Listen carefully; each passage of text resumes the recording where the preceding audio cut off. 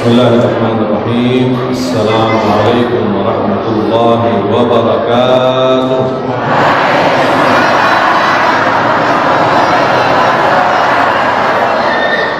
Alhamdulillahi rabbil alamin. Asyhadu an la ilaha illallah wahdahu la syarika lahu waliyyus shalihin. Wa asyhadu anna sayyidana wa nabiyyana Muhammadan abduhu wa rasuluhu shadiqul amin. Allahumma salli wa sallim wa barik ala sayyidina Muhammad wa ala alihi wa sahbihi wa man tabi'ahum bi ihsanin ila yaumiddin. Subhanaka la ilma lana illa ma 'allamtana innaka antal alimul hakim.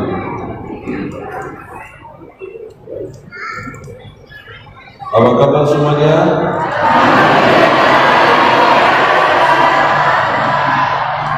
Alhamdulillah, luar biasa. Apa kabar semuanya?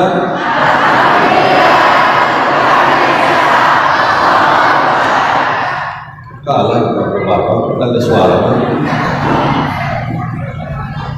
Coba kita dengar bapak-bapak aja ya. Ibu-ibu tahan dulu ya. Ayo Pak ya. Ayo semangat ya, saya juga ikut. Apa kabar semuanya? Luar biasa. Allahu Akbar. Kencang kita. Alhamdulillah, syukurlah.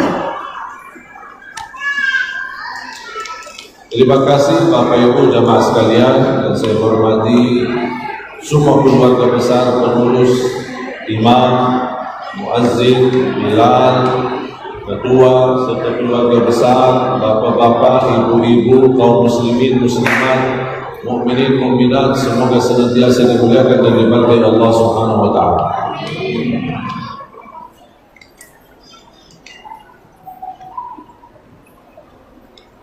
Alhamdulillah, syukurillah, diberikan oleh Allah Subhanahu wa taala umur, sehat wal afiat untuk teruskan dan melanjutkan safari dakwah kami, program yang ditunggu-tunggu, yang menjadi cita-cita dan saya harap menjadi cita kita bersama, amal saleh kita bersama, milik kita bersama, mencetak dan mewujudkan, melahirkan 1 juta penghafal Al-Quran untuk Indonesia. Indonesia dikenal negara terbesar penduduk Islam. Tunggu tidak lama lagi, Indonesia akan terkenal negara terbesar sedunia para penghafal Al-Quran. Saya berbicara, mohon maaf, bukan dari mulut kosong, tetapi pengalaman saya di 4 atau 5 tahun belakangan ini, alhamdulillah, peningkatan perhatian kepada Al-Quran sangat luar biasa. Rumah tahfiz di mana-mana, jamaah berlomba-lomba untuk mewakafkan tanah, wakafkan rumah, sampai banyak ibu-ibu sampai emasnya pun diwakafkan untuk Al-Quran. Begitu luar biasa. Mungkin bisa jadi kita Bapak Ibu gagal menghafal Al-Quran, tapi memfasilitasi mereka para penghafal, mendukung mereka para penghafal, menjadi orang tua asuh para penghafal, akan Allah salurkan pahala dan mendapatkan pahala sama dengan pahala mereka penghafal Al-Quran, bahkan mendapatkan jaminan syafaat Al-Quran di hari kiamat. Bapak Ibu, menjadi ahlul Quran tidak harus menghafal Al-Quran 30 juz. Mungkin gagal menjadi penghafal 30 juz, tapi cinta Al-Quran, berakhlak-akhlakul Quran, dan kita membina dan memfasilitasi para penghafal Al-Quran, termasuk anak dan cucu kita, lingkungan kita, majamaah masjid kita, anak kampung kita, yang kita kenal maupun kita tidak kenal. Setiap bacaan dari mereka, hafalan dari mereka, bacaan Al-Quran di dalam salat, maupun di luar salat, tetap kita mendapatkan pahalanya setiap satu huruf 10 kebaikan. Bapak Ibu, tahu tak kelebihan Al-Quran apa? Kelebihan Al-Quran, dia satu-satunya kitab yang hitungan bacaannya dan amalannya bersetiap huruf, bukan bersetiap amal. Hitungan haji total, haji mabrur, laisa lahu jazaa'un illa jannah. Balasan bagi haji mabrur adalah surga. Puasa 10 kali lipat, sedekah 10 kali lipat, salat 5 waktu dapat pahalanya seperti orang salat 50. Tapi Al-Quran hitungannya bukan begitu. Bukan setiap baca Quran dapat 10 kali lipat, tetapi setiap huruf yang dibaca 10 kali lipat. Bismillahirrahmanirrahim. Total hurufnya 19. Otomatis malaikat tulis 190 pahala. Apalagi orang yang rutin baca Quran setiap hari. Apalagi orang-orang yang setiap hari khatam 1 juz, setiap bulan 30 juz. Apalagi anak-anak penghafal Al-Quran. Saya ketika memperhatikan anak santri kami atau yang ada di rumah tahfiz, mereka dari pagi sampai sore baca Quran. Pagi baca Quran, duha baca Quran, zuhur baca Quran, asar baca Quran, maghrib baca Quran. Berapa banyak tulisan pahala bagi mereka. Bahkan berapa banyak pula pahala bagi mereka yang telah memfasilitasi dan membantu mereka. Bayangkan Bapak Ibu, kita bersedekah, membangun rumah tahfiz, atau menjadi orang tua asuh, memfasilitasi para penghafal Al-Quran. Tiba-tiba kita meninggal dunia, yang kita bina, yang kita bantu tamat hafal Quran, sudah menjadi imam besar di kampungnya, bahkan menjadi guru ngajar, mengajarkan puluhan anak-anak yang lain. Semua itu Bapak Ibu dapat pahala. Jadi pahala bukan diikatkan dengan satu orang. Kalau kita bina satu orang, tapi coba lihat orang itu sudah berapa hafal, berapa kali baca, bacaannya dalam salat maupun di luar salat, kita dapat disalurkan pahala bacaannya. Setiap satu huruf 10 kebaikan.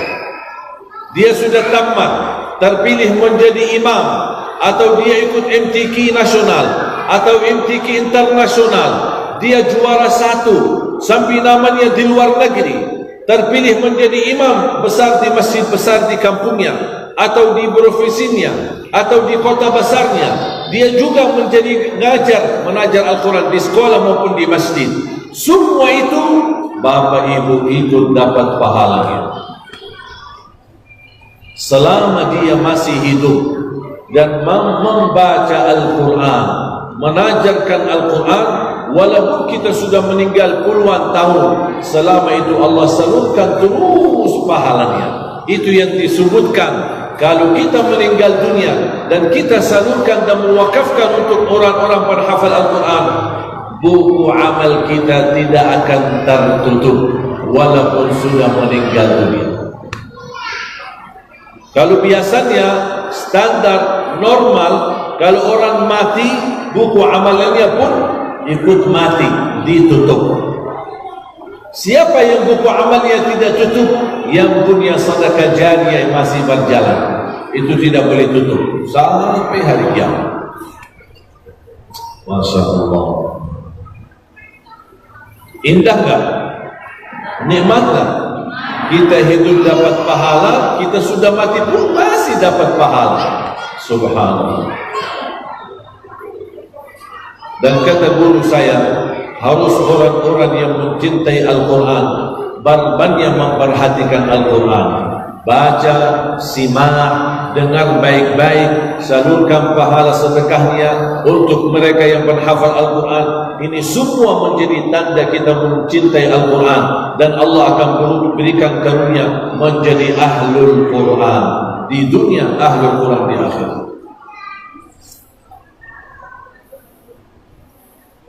Dan alhamdulillah selama saya berada di Indonesia, karena kepercayaan dari jamaah umat Islam di Indonesia, kami masih bisa mewujudkan program 1 juta penghafal Al-Quran yang sudah terlahir ratusan penghafal Al-Quran, dan setiap mereka penghafal Al-Quran kami hadiahkan umrah. Tujuannya sebenarnya bukan umrah, tapi cita-cita saya mereka bisa setor hafalan di hadapan imam besar Masjidil Haram dan Masjid Nabawi. Buat apa?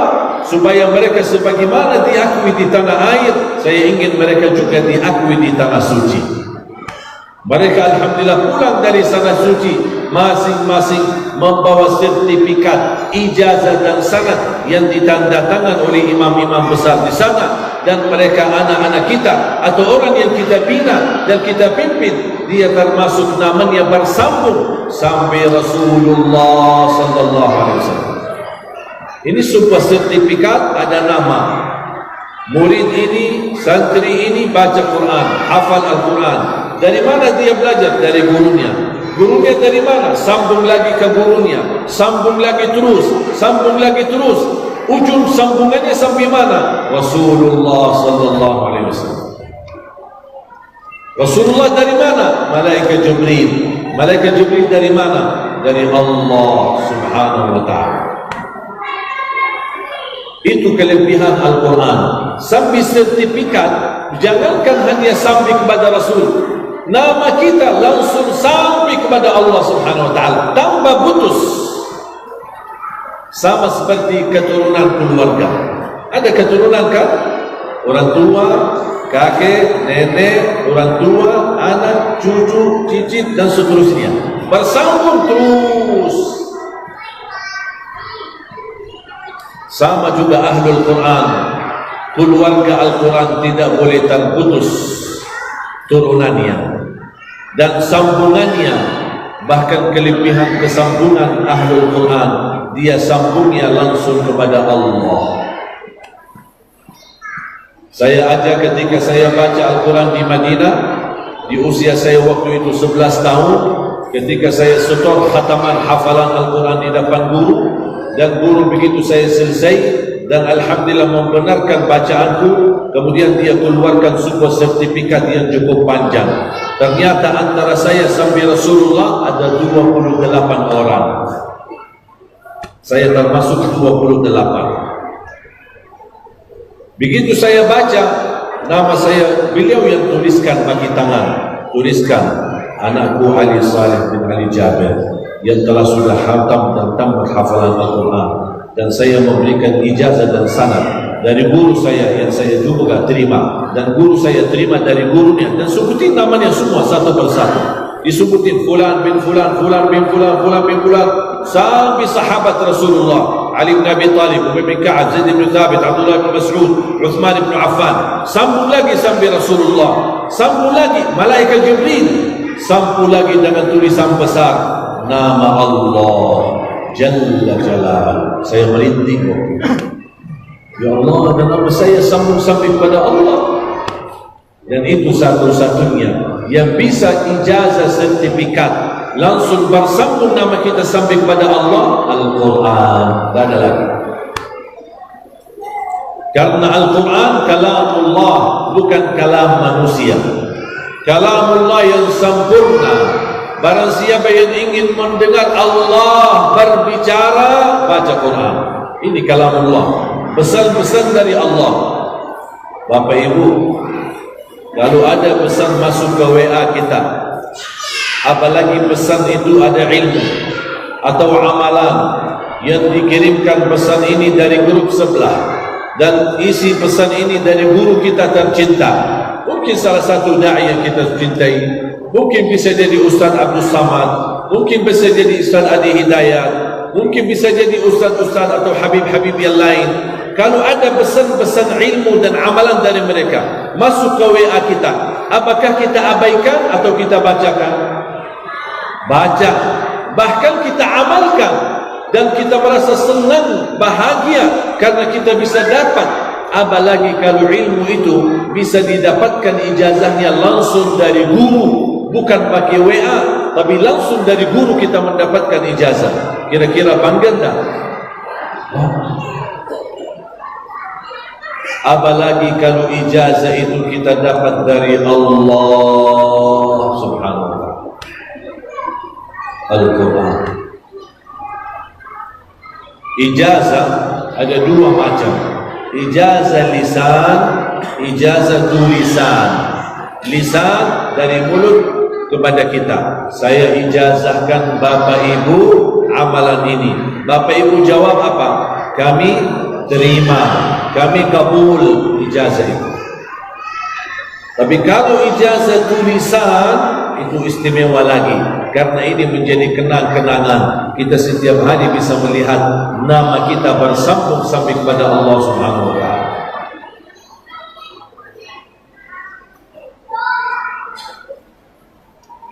Salah satu yang kami syiarkan sebagai wakaf, mungkin ini bisa menjadi pelajaran untuk Bapak Ibu.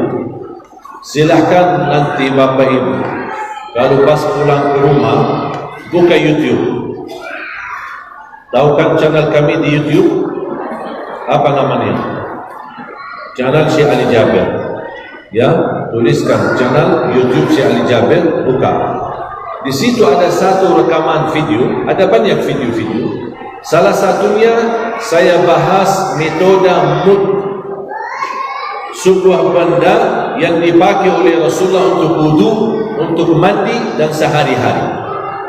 Dan alhamdulillah kami syiarkan mud ini untuk jamaah. Dan setiap penerima mud saya kasih ijazah, ada nama kita. Ada dua ijazah, ada bahasa Arab, ada bahasa Indonesia. Saya sengaja menambahkan bahasa Indonesianya supaya jemaah bisa baca sendiri. Nama kita akan bersambung sampai sahabat Rasulullah Zaid ibn Thabit yang membawa ijazah dari Rasulullah SAW. Pasti penasaran kan? Nanti Bapak Ibu buka di YouTube. Lihat apa itu mud. Bagaimana cara wudu Nabi Muhammad menggunakan mud. Dan buat apa saja mud itu. Kalau Bapak Ibu nanti buka YouTube kami, mohon jangan lupa subscribe sekalian, ya. Siap? Saya ingatkan Bapak Ibu, ada satu hal sering terjadi, dan mohon maaf kadang-kadang saya agak serak di hati saya, karena saya kurang suka. Jangankan saya kurang suka, Rasulullah pun tidak suka. Tapi sayang sekali, hal ini sering terjadi di tengah kita. Tahu nggak apa itu? Ketika kita di majelis ilmu, di masjid, acara pengajian atau tabligh akbar, sering saya memperhatikan ada banyak jamaah ketika minum air dari air yang telah dibagikan oleh panitia, kenapa suka minum air bagi tangan kiri?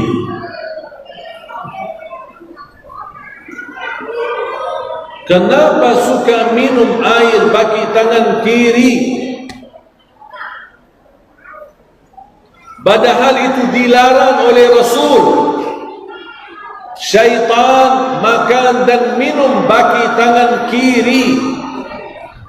Kita sejak kecil ajarin anak-anak, mau ambil sesuatu saja yang kita kasih, kalau dia tunjukkan tangan kanan, langsung kita tegur. Nah, mana tangan yang bagus, mana tangan yang kanan, betul kan? Nampaknya orang yang dewasa pun perlu dikasih tahu begitu. Mana tangan yang bagus, mana tangan yang kanan,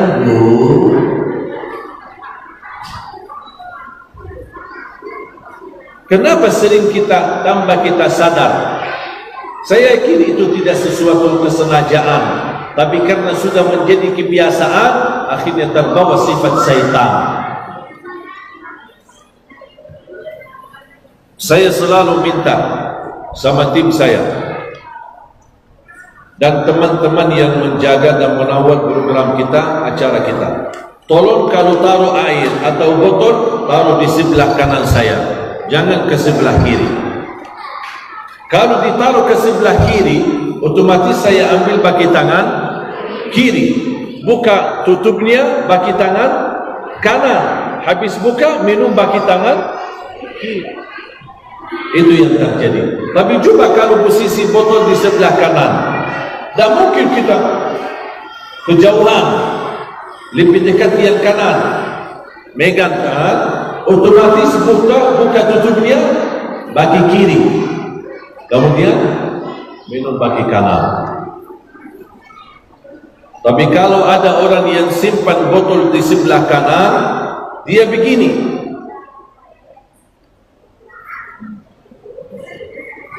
Bukan, itu syaitan.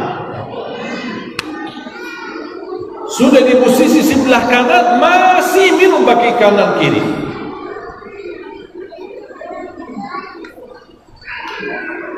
Mohon maaf Bapak Ibu, kadang-kadang kita hal kecil ini dianggap biasa. Mau enggak dapat syafaat Nabi Muhammad? Bapak Ibu cinta enggak Nabi Muhammad? Salah satu bukti cinta Nabi Muhammad, tiru Nabi Muhammad. Nabi Muhammad tidak suka makan atau minum bagi kiri. Bisa enggak Bapak Ibu diperhatikan? InsyaAllah dijaga. Bahkan setiap Bapak Ibu lagi minum, ingat dan boleh bisik di hati, ya Rasulullah, saya minum bagi tangan kanan, ingin menirumu. Anak-anak sekarang, pemuda-pemudi zaman sekarang masing-masing punya idola, punya figur. Kita juga orang tua harus punya idola dan punya figur. Anak-anak kita, mohon maaf, idolanya pemain bola. Makanya kalau beliin baju bola, baju olahraga, maaf minta yang ada nama Messi, yang ada nama Ronaldo. Karena itu yang menjadi idola mereka. Sedih kalau kita melihat idola-idola pemuda Islam, wanita pemuda Islam, tapi idolanya orang-orang yang non-Muslim. Kalau saya, idola saya Nabi Muhammad, figur saya Nabi Muhammad, teladan saya Nabi Muhammad, percintaan saya Nabi Muhammad, imam saya Nabi Muhammad. Makanya saya selalu usahakan meniru Nabi Muhammad. Masuk masjid, saya duluan kaki yang kanan karena Nabi Muhammad. Begitu keluar dari masjid, saya keluarkan kaki yang kiri karena ingin meniru Nabi Muhammad.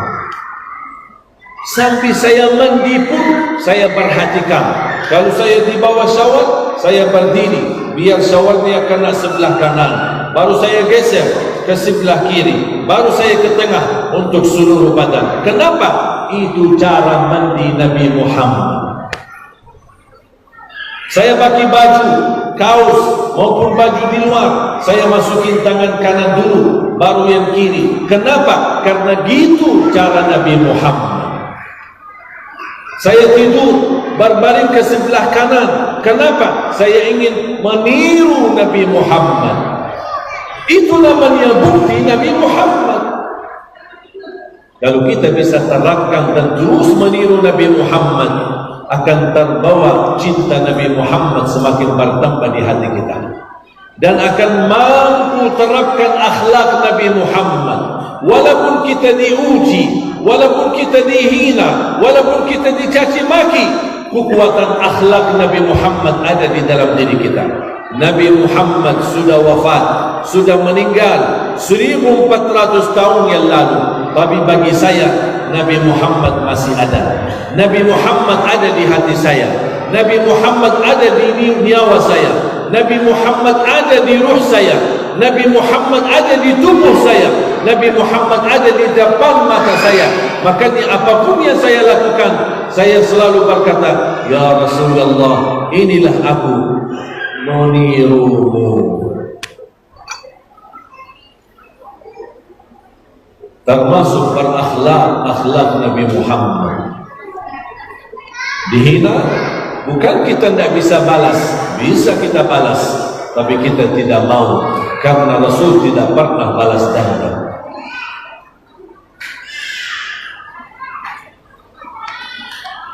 Orang menzalimi kita, kita bisa balas kezalimannya, tapi kita tidak mau, karena saya ingin meniru Nabi Muhammad. Saya bukan orang lemah, saya bukan orang yang biasa, saya kuat, bisa saya hantam, saya bisa lawan, bahkan saya bisa cekik orang-orang yang tusuk saya cekik sekali dia bisa mati. Ukuran beda saya sama dia kan kecil, dia orangnya kecil, kurus. Makanya pas habis saya ditusuk, saya pun kaget, saya pun tidak sadar ada tusukan. Pas begitu berdiri, ada pisau. Alhamdulillah, inna lillahi wa inna ilaihi raji'un. Saya keluarkan pisaunya bagi tangan kiri, baru saya turun selamatkan anak itu. Sampai saya bilang sama jemaah, ini jemaah kan lagi sakit hati, semua hajat mukul, hukum sendiri, main hukum sendiri. Saya bilang, jangan, kasihan. Sampai ada seorang jemaah disana, kita kasihan Syekh, malah Syekh kasihan dia. Saya bilang, bukan saya yang kasihan dia, tapi saya ingin meniru akhlak Nabi Muhammad. Nabi Muhammad menghadapi ujian jauh lebih besar daripada ujian yang kita hadapi. Ujian yang kita hadapi tidak ada artinya kalau dibandingkan dengan ujian Nabi Muhammad SAW. Terhadap ujian, terhadap kezaliman orang, terhadap kehinaan, sabar. Lebih baik lagi ikhlas, lebih baik lagi maafkan, lebih sempurna lagi kita doakan dan masih berkenan berbuat baik. Mohon maaf, kadang-kadang kita bisa memaafkan, tapi belum tentu bisa berbuat baik lagi sama dia, karena sudah luka di hati. Dan kalau mau memaafkan seorang, jangan dibahas lagi persoalannya. Ada orang minta maaf, sudah jelas-jelas dia salah sama kita, dan kita ada niat memaafkan, tapi sebelum kita memaafkan, kita panjang lebar. Dia datang minta maaf, Bu, ya ibu dari kemarin suka fitnahin saya mulu. Ibu kan gak tahu diri, ibu gimana sih? Ibu bikin sakit hati. Ya udah, saya maafkan. Habis panjang lebar baru dia bilang maafkan. Kalau mau maafin orang, jangan menyakiti perasaannya, jangan suka nyakitin, itu namanya balas dendam. Karena dia menyakiti, kita mau menyakiti juga. Kalau kita menyakiti baru habis itu, ya udah, tak apa-apa, saya maafkan. Bukan begitu pemaaf. Kalau mau maafkan orang, jangan menyakiti dia, walaupun dia menyakiti kita. Kita tidak mau menyakiti orang. Orang niatnya mau hancurkan kita, niatnya mau hancur kehidupan kita. Kalau saya niatnya ingin membanggakan dia, selamatkan dia, bahagiakan dia, itu yang saya bisa. Soal hak saya, kehinaan yang dia lakukan terhadap saya, biar Allah yang angkat, biar Allah yang urus. Kata Rasulullah SAW mengajarkan sahabatnya, akan datang satu zaman fitnah, global fitnah, sampai orang kebingungan mana yang benar, mana yang batil, mana yang hak, mana yang sesat. Sampai orang berkata, ya Rasulullah, apa yang harus kita lakukan ketika kita berada di zaman global fitnah? Kata Rasulullah, tunaikan kewajibanmu kepada orang lain, dan hakmu sendiri minta sama Allah, jangan minta sama manusia. Jangan berharap manusia berbuat baik samamu, tapi kamu usahakan berbuat baik sama manusia. Kalau mereka balas baik, alhamdulillah. Kalau mereka tidak balas baik, jangan usah berdulikan. Allah cukup yang membalas kebaikan kita. Karena mohon maaf, manusia beda-beda. Hari ini suka sama kita, belum tentu selamanya suka. Hari ini senang sama kita, belum tentu selamanya senang. Hari ini mengangkat nama kita, besok dia sendiri menjatuhkan nama kita. Tapi kalau sama Allah, Allah angkat nama kita sekali, tidak akan diturunkan dan tidak akan direndahkan lagi. Selama-lamanya mulia di mata Allah. Berarti mau pilih nilai siapa? Mau cari nilai manusia, apa kata orang, atau kita cari nilai Allah? Kalau Allah ridha, beres dunia dan akhirat. Ketika dihina, difitnah, digosip, dimacam-macam, jangan marah. Saya pernah di saat musim haji, mohon maaf Bapak Ibu, kalau saya menceritakan, demi Allah bukan ingin menunjukkan saya orang hebat. Mohon maaf, saya bukan orang hebat. Saya dari tanah dan kembali ke tanah. Saya bukan waliullah. Saya bukan orang suci. Saya punya kesalahan, punya kekurangan, punya aib, punya kelemahan, dan selalu memohon ampun kepada Allah Subhanahu wa taala. Tapi saya belajar ingin praktik dan meniru akhlak Nabi Muhammad sallallahu alaihi wasallam. Karena ketika di musim haji, waktu itu baru ada kereta baru, kereta manasik haji buat apa namanya, melayani jamaah haji di area masjid, di area tanah suci, di antara Mina, Arafat, Muzdalifah. Kan jaraknya lumayan jauh. Jadi ada kereta dibuat khusus untuk melayani jamaah yang bisa menjalani manasik ibadah haji.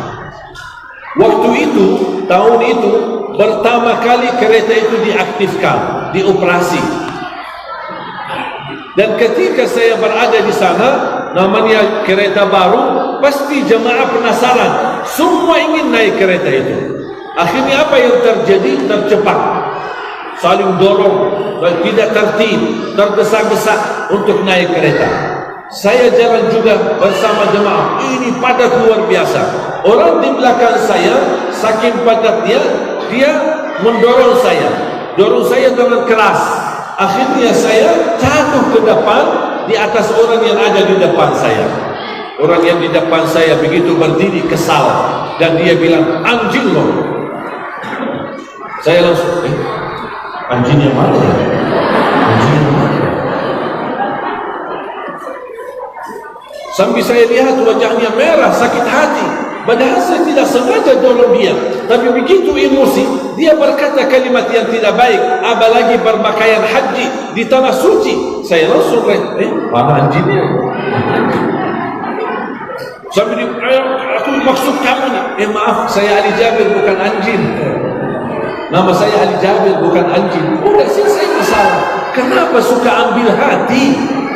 Kan dia bilang anjing, saya bukan. Sudah selesai. Kalau ada orang caci maki kita, gila kamu. Gila siapa? Mana ada orang gila? Mana? Tak ada. Maksud kamu siapa? Kamu gila. Saya bukan gila. Saya Ali Jabir. Udah selesai. Tak usah terlalu ambil hati. Kalau ambil hati, sakit hati, pasti akan balas. Dia bilang satu kalimat gila, kita langsung balas, kamulah gila, orang tua kamu juga gila, dan sampai 7 keturunan gila-gilaan. Habis-habisan, berantem, beres enggak, damai enggak, berantem panjang lebar, berhari-hari, putus silaturahim, tidak ada hubungan lagi. Apa yang terjadi? Kalau putus silaturahim gara-gara kejadian seperti ini, putus silaturahim dan bersambung persaudaraannya, kalau putus silaturahim lebih dari 3 hari, tidak bakal diterima ibadah kita di sisi Allah. Orang yang marah sama saya, kemarin ada jamaah, saya sebenarnya sudah minta maaf sama orang itu. Saya salah dan saya minta maaf, tapi dia tidak mau memaafkan. Saya bilang, Bu, ibu sudah jalani tugasnya. Ibu sudah tahu dirinya salah sama dia. Ibu sudah datangi dan minta maaf. Ibu sudah selesai tugas. Dia mau memaafkan, dia tidak mau memaafkan, mohon maaf, bukan urusan ibu. Yang penting di depan Allah, ibu sudah tunaikan tugasnya, sudah selesai. Allah Maha Saksi, niat kita baik, datang lillahi ta'ala minta maaf. Jangan tunggu dia maafkan atau tidak maafkan. Serahkan aja kepada Allah. Tapi tetap kita datang lagi, sambungkan silaturahim kati. Kita telefon, tak apa-apa. Dia belum mau angkat, tak apa-apa. Besok telefon lagi. Juga belum mau angkat, tak apa-apa. Besok telefon lagi. Belum mau angkat, kirimlah pesan suara, kirimkanlah doa, kirimkan sesuatu. Itu namanya tugas kita. Jadilah berbuat baik. Jangan menunggu dibalas kebaikannya dari manusia, tapi dibalas kebaikannya dari Allah Subhanahu wa ta'ala. Apalagi kalau marah. Jangan ambil keputusan kalau marah. Saya di rumah punya anak paling kecil, 1 tahun 7 bulan. Namanya anak-anak kan suka aktif. Sono kemari, naik kursi, naik meja, turun, naik turun. Gara-gara dia main, gelasnya jatuh, pecah.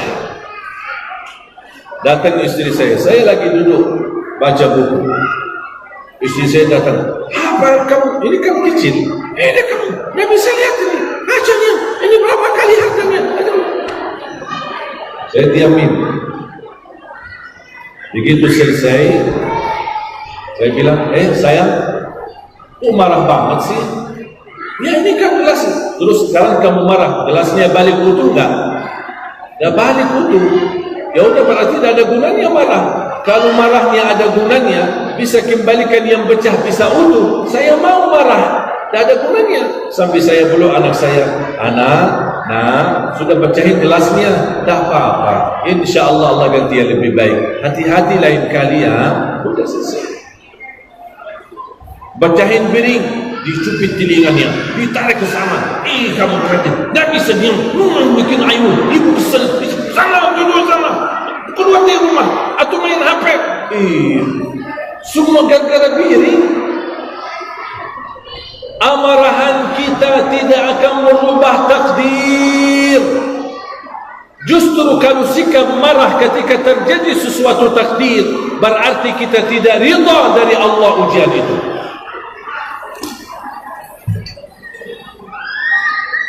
Santai aja, relax, biasa-biasa, sabar. Ada seorang berkata, mungkin Syekh beda sama kita. Kalau sabar kan ada batasnya. Kata siapa ada batasnya? Kecuali kalau bapak ibu ingin dibatasi pahalanya. Kalau ingin dibatasi pahalanya, batasi sabarnya. Tapi kalau tidak mau batasi sabarnya, akan Allah tidak akan batasi pahalanya. Bahkan balasan bagi orang sabar, surga Allah Subhanahu wa ta'ala. Tak apa-apa, relax. Kita jalani takdir. Anak main, masa mereka biar mereka nikmati. Tak apa-apa, dia lewat, tertarik kabel HP-nya, jatuh HP-nya, pecah HP-nya, tak apa-apa, berdirikan lagi, selesai masalah. Jangan terlalu ambil hati. Jangan terlalu ambil hati.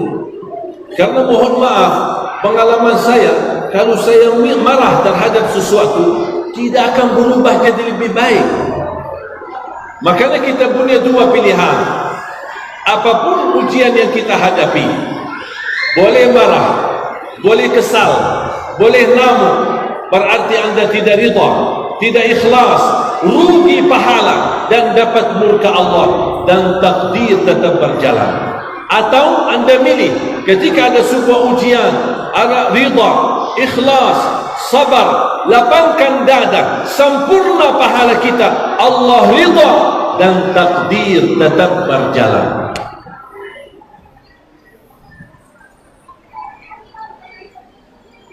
Saya belajar, apapun terjadi, selalu saya berusaha temankan hati dengan ucapan Alhamdulillah, Inna lillahi wa inna ilaihi raji'un. Istri saya telefon, nangis-nangis, anakku demam, sakit panas. Alhamdulillah, Inna lillahi wa inna ilaihi raji'un. Alhamdulillah sih, anakku sakit, aku bilang Alhamdulillah. Maksud saya bukan Alhamdulillah karena anakku sakit, tapi Alhamdulillah karena itu ujian dari Allah dan saya terima apapun yang datang dari Allah. Alhamdulillah, Inna lillahi wa inna ilaihi raji'un. Sebentar lagi kita urus ke rumah sakit. Selesai. Kenapa kesal? Kenapa sakit hati? Santai.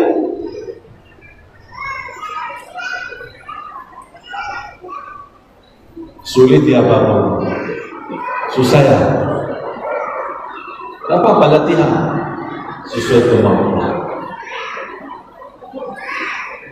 Kadang-kadang pulang, apalagi beberapa waktu lalu sudah lama tidak megang handphone.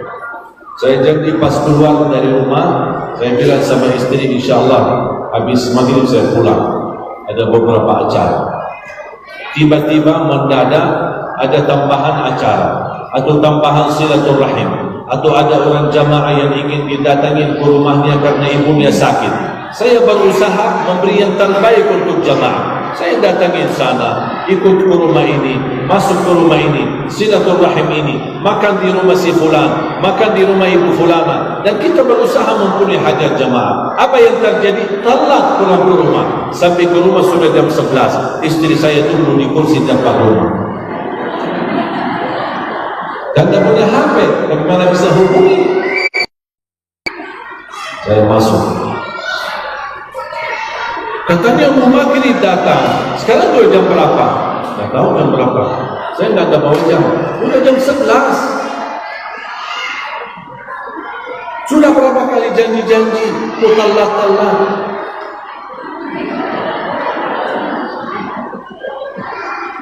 Saya sebenarnya tadi mau ajak kamu makan malam bersama.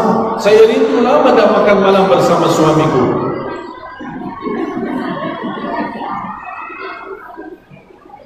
Sampai dia selesai. Saya tidak bersikap apa-apa, tidak berbicara. Sampai dia selesai. Kau dah ngomong, tunduk saja sih. Begitu dia diam, saya sudah selesai. Udah. Saya mau ambil wudu, salat, nanti kita bahas. Saya masuk, ambil wudu, salat, kemudian duduk di samping istri. Nah istriku, di mana tempatnya?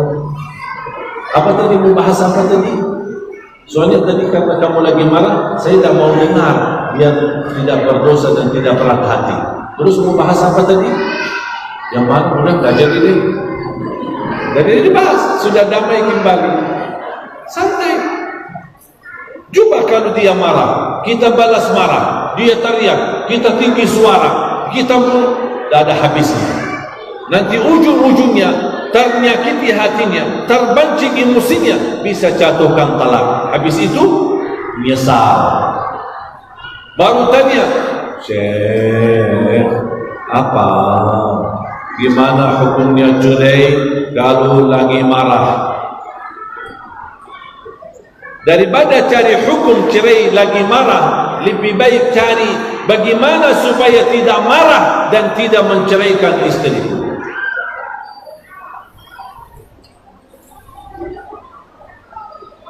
Ada seorang sahabat datang kepada Rasul, ya Rasulullah, minta amalan, ausini, wasiatkan aku. Apa kata Rasul?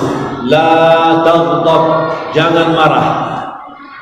Ya Rasulullah, minta lagi amalan. Rasul jawab, la taghdab, jangan marah.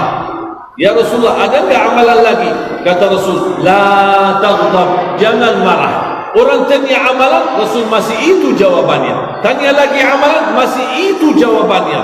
ternyata betul amarahan itu memberikan kita tidak sadar dan mengucapkan kata-kata yang akibatnya menyesal. Kalau Bapak Ibu terlanjur marah, tahu nggak obatnya apa? Tahu nggak obatnya apa? Diam. Diam.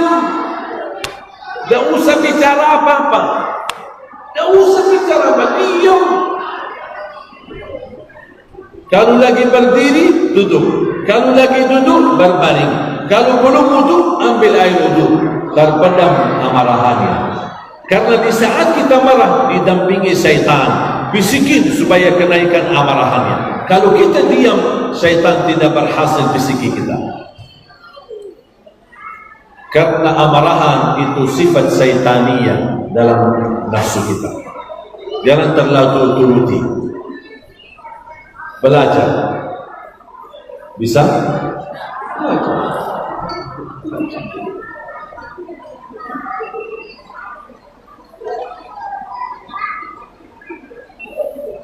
Tak ada yang sulit kalau kita mau. Kalau belum mau, pasti sulit. Tapi kalau kita mau melakukan, kita mau meniru akhlak Nabi Muhammad, pasti akan kita dipermudahkan oleh Allah Subhanahu wa taala. Saya kasih tahu ayatnya. Nanti Bapak Ibu silahkan di rumah minta Quran. Saya akan bacakan ayatnya. Nanti Bapak Ibu itu menjadi PR. Bagaimana caranya kita mengatasi amarahan kita? Apa amalan-amalan yang kita harus lakukan?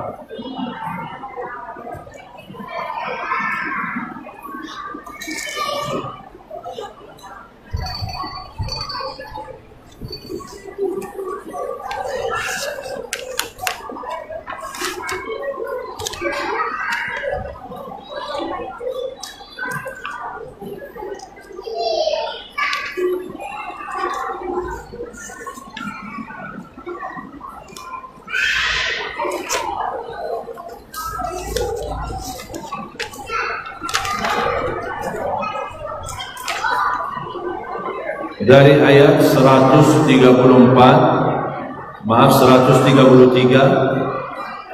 sampai 142. Dari 133 sampai 142 surah Ali Imran, surah yang ketiga.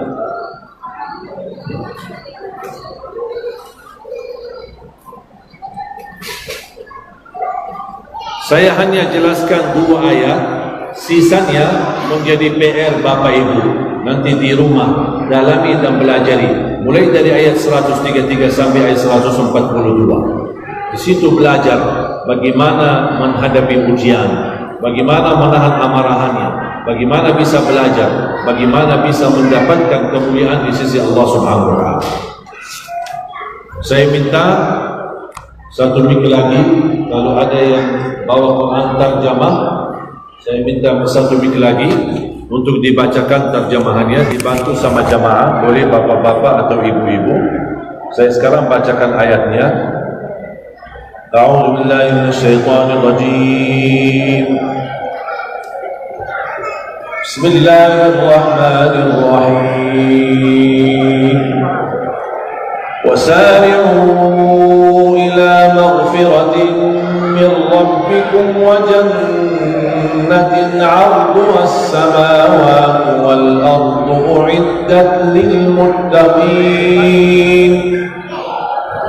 الذين ينفقون في السراء والضراء والكاظمين الغيظ والعافين عن الناس والله يحب المحسنين. Subhanallah. Sisanya menjadi PR, ya. Saya hanya jelaskan 2 ayat, tapi sisanya nanti Bapak Ibu bisa baca dan belajar di rumah. Sekarang bacakan terjemahan. Ada mic? Dah apa sambil duduk?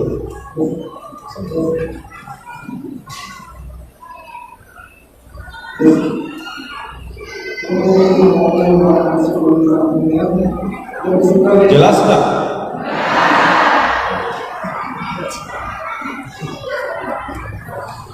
Dan bersegeralah kamu mencari ampunan dari Tuhanmu dan mendapatkan surga. Terlalu jelas ya? Terlalu jelas. Bisa kecil lagi. Dan bersegeralah kamu mencari ampunan dari Tuhanmu dan mendapatkan surga yang luasnya seluas langit dan bumi. Coba maaf ulang lagi, tapi ganti mic. Soalnya suaranya Masya Allah. Dan bersegeralah kamu mencari ampunan. Ya. Sekali lagi maaf, awal dari awal. Dan bersegeralah kamu mencari ampunan. Bersegeralah kamu mencari ampunan. Terus dari Tuhanmu dan mendapatkan surga yang luasnya seluas langit dan bumi. bersegeralah mencari ampunan dan mencari surga yang luasnya seperti luas langit dan bumi. Terus surga dan ampunan Allah sediakan untuk siapa? Terus yang disediakan bagi orang-orang yang bertakwa. Bagi orang yang bertakwa. Artinya kalau ingin dapat ampunan dan surga, jadilah orang yang bertakwa. Mohon maaf ya Allah, apa ciri-ciri orang yang bertakwa? Allah jelaskan ayat selanjutnya, yaitu orang yang berinfak baik di waktu lapang maupun sempit. Amalan pertama yang suka berinfak di waktu lapang atau di waktu sempit, terang-terangan maupun sembunyi, senang-senang maupun susah, selalu suka bersedekah. Ini salah satu obat yang pertama meraih ketakwaan dan membantu memadamkan amarahan. Coba lanjut. Dan orang-orang yang menahan amarahnya dan memaafkan kesalahan orang lain. Menahan amarahannya dan memaafkan kesalahan orang lain. Coba ada lagi yang ketiga apa? Dan Allah mencintai orang-orang yang berbuat kebaikan. Allah mencintai orang yang berbuat kebaikan. Berarti kalau kita maafkan, kita menahan amarahan pertama. Kita maafkan, menahan amarahan artinya sabar dan memaafkan ikhlas. Wallahu yuhibbul muhsinin. Allah mencintai orang yang berbuat baik. Kita masih mau berbuat baik. Walaupun dia hina kita, tapi kita berbuat baik sama dia. Karena Allah, kenapa saya berbuat baik? Bukan untuk dia, tapi karena Allah mencintai orang yang berbuat baik. Dan saya ingin termasuk orang yang dicintai Allah.